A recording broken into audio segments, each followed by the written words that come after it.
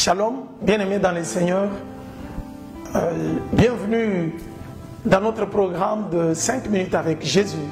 Je suis le pasteur Camille Kalonji de la paroisse de Rabat. Les textes que je vous propose pour cette méditation est tiré des livres des Actes des Apôtres, chapitre 3, le premier verset jusqu'au 8e verset. Nous lisons. Un après-midi, Pierre et Jean montaient au temple pour la prière de 3 heures. Près de la porte du temple, appelée la Belle Porte, il y avait un homme qui était infirme depuis sa naissance.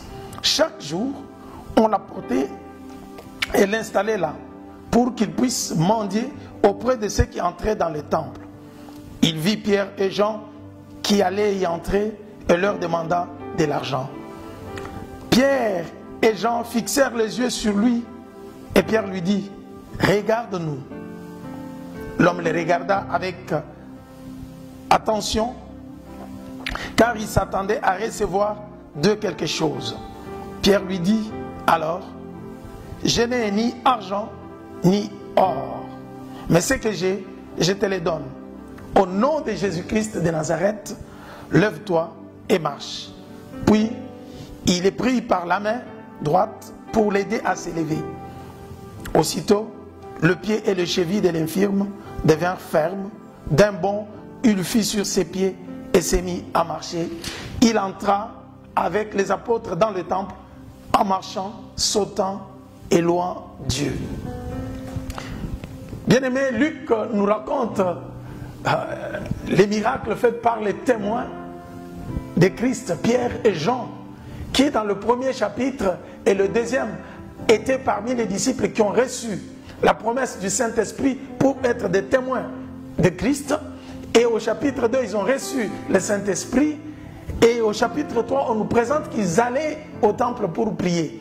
Et pendant qu'ils allaient au temple, à 3 heures, ils voient qu'on amenait un paralytique, quelqu'un qui était paralytique depuis sa naissance, qu'on déposait chaque fois pour qu'il demande de l'argent à ceux qui entraient au temple. Lui était dehors en train de demander de l'argent à ceux qui entraient au temple.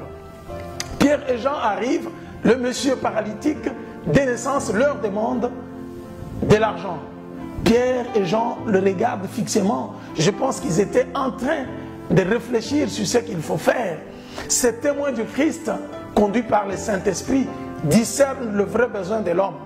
Ils se sont dit que le vrai besoin, ce n'est pas la richesse qu'on lui a donnée. Il a toujours demandé de l'argent, mais cet argent ne l'a pas aidé pour changer sa vie. Mais il continue à demander. Il n'entre même pas au temple pour prier, parce que dans sa société, c'est demander seulement l'argent dehors et ne pas entrer. À ceux qui entrent pour prier, lui demande l'argent, il se limite là, il part. Et ils ont compris que le vrai besoin de cet homme, c'est de lui présenter Jésus-Christ, qui peut changer et transformer sa vie. L'argent ni la richesse ne pouvaient pas changer et transformer sa vie. Voilà pourquoi Pierre le regarde. Il dit: je n'ai ni or ni l'argent. Dans les textes, on ne nous a pas parlé de l'or.